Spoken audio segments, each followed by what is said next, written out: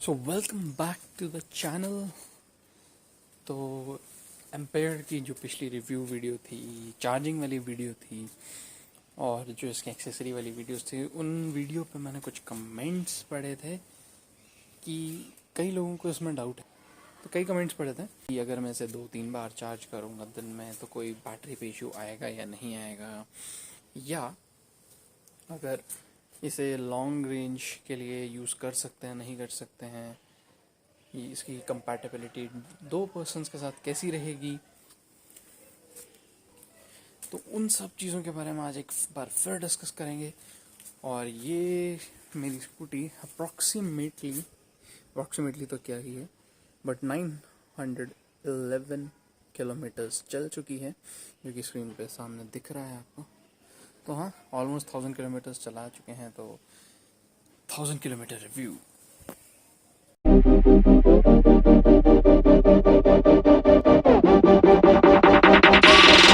Video शुरू करते हैं तो सबसे पहले बात करते हैं इसकी ब्रेक्स के।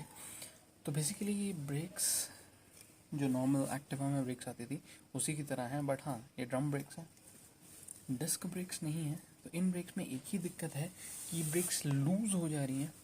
मतलब हाँ, अगर आप एक्सेसिव, जैसे हम नॉर्मल स्कूटीज़ में जो ब्रेक लगाते हैं, बहुत ज़ोर से जो हम लगातार ब्रेक लगाते हैं, मतलब एकदम सडन जर्क ब्रेक जो होती है, वो ब्रेक इसमें लग नहीं पाती है, या लगती है तो आवाज़ आती है। तो ये इसका एक अजीब सा मेरे को पॉइंट लगा है, ड्रॉबैक कह सकते हो, डिसएडवांटेज कह सकते हो, कि इसमें ये आवाज़ आती है। पहले नहीं आती थी, बट हाँ लॉन्ग यूज़ के बाद ये आवाज़ आती है।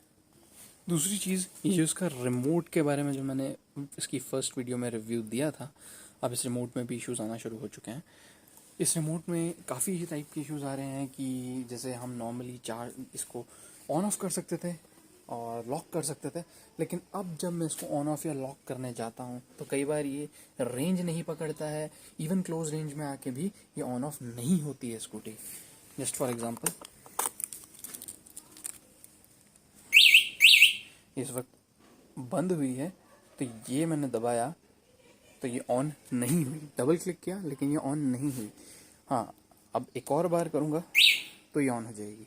तो ये थोड़ा सा अजीब सा पॉइंट लगा, या ड्रॉबैक कह सकते हो, जो इसके रिमोट में आया। इवन क्लोज रेंज में भी ये कभी कभी वर्क नहीं कर रहा है। कहते हैं इसके टायर प्रेशर्स की, तो इसका जो फ्रंट टायर है उसमें 30 PSI का प्रेशर, और जो इसका बैक वाला टायर है उसमें 36 PSI का प्रेशर डलता है। और इसमें सबसे बड़ा इशू जो आया वो आया, इसका प्रेशर अपने आप कम हो जाता था अगर आप इसे रेगुलर बेसिस पे यूज़ कर रहे हैं। हाँ, कई, अब ये मुझे नहीं पता कि ये मेरे साथ ही आया इशू कि औरों के साथ भी आ रहा है, लेकिन जो रेगुलर बेसिस पे एम्पेयर को यूज़ कर रहे हैं उन्हें ये इशू देखने को ज़रूर मिला होगा। मुझे कमेंट्स में ज़रूर बताइएगा अगर आपको ये इशू देखने को मिला एम्पेयर के अंदर कि नहीं।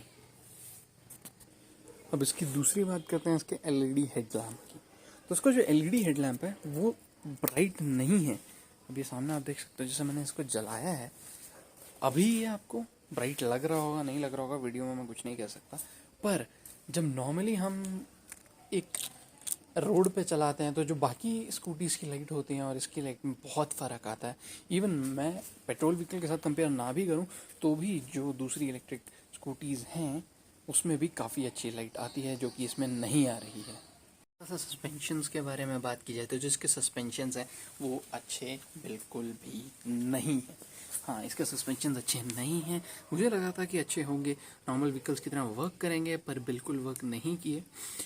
क्योंकि अगर आपके साथ सेकंड पर्सन बैठता है और तब आप किसी बहुत बड़े गड्ढे में चले जाती है आपकी स्कूटी, तो you will feel a real jerk. आपकी स्कूटी, आपको ऐसा लगेगा कि पिछला टायर का जो ये बॉटम वाला पार्ट है ये आपके ऊपर वाले पार्ट पे टच हुआ।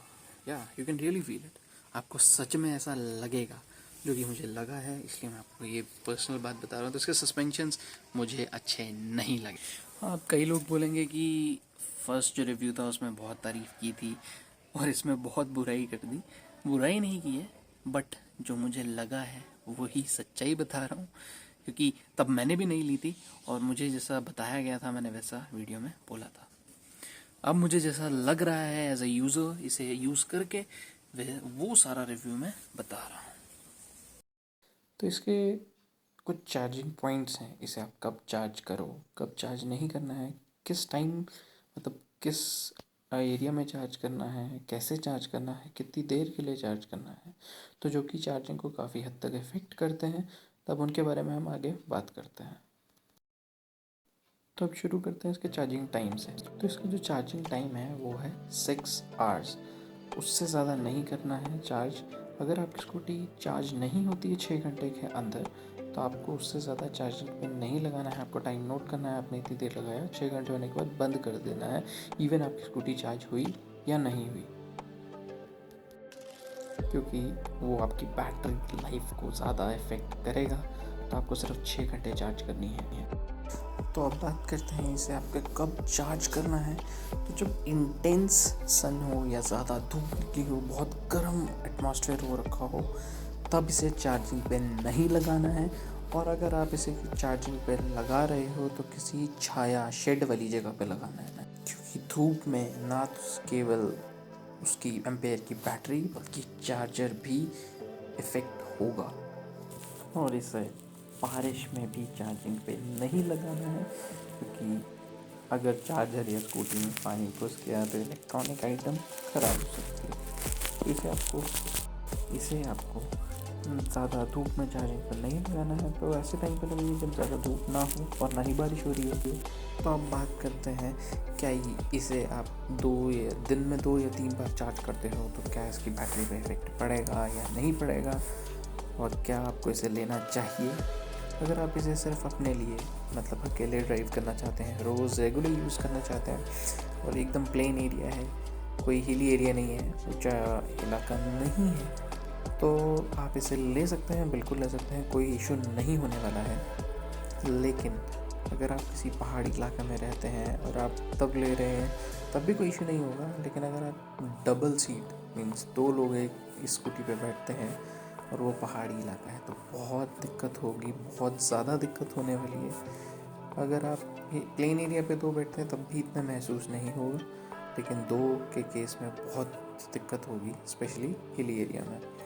अब बात करते हैं, अगर इसे आप दिन में 2 या 3 से बार चार्ज करते हो तो इसमें कोई ऐसा मेजर डिफेक्ट आपको देखने को नहीं मिलेगा। जैसे आपका फ़ोन होता है वैसा ही ये चार्जिंग है, बस बैटरी बड़ी है और पावर है, तो कोई ज़्यादा मेजर इफेक्ट आपको देखने को नहीं मिलेगा, सब नॉर्मल वर्क करेगा।